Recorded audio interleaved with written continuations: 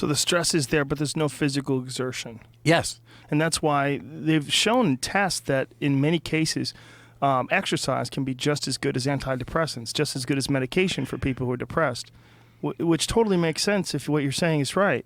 It totally makes sense that your body like has a desire to exert itself, and it has a built-in system that's designed to deal with certain natural stresses, running from predators, dealing with the cold, and dealing with weather and climate and nature and the adversities of the environment as far as like challenging yourself, climbing hills and exerting yourself.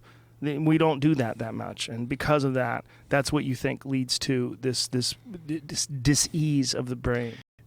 Also for a predator, also on Mount Everest where there is a lack of oxygen outside, and also for daily stress.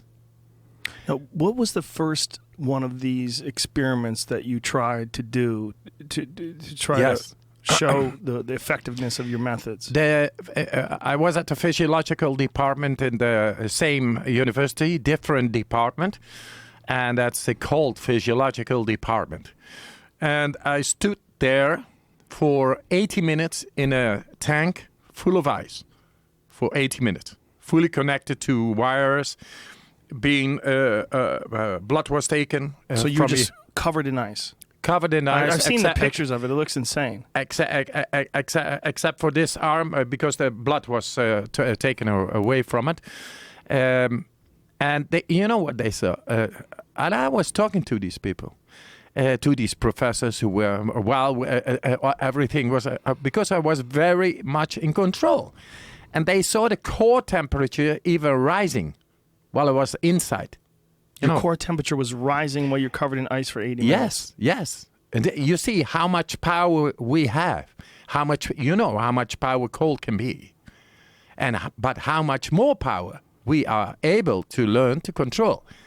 And that the blood taken from me while I was in the tank, I got a few remarkable results.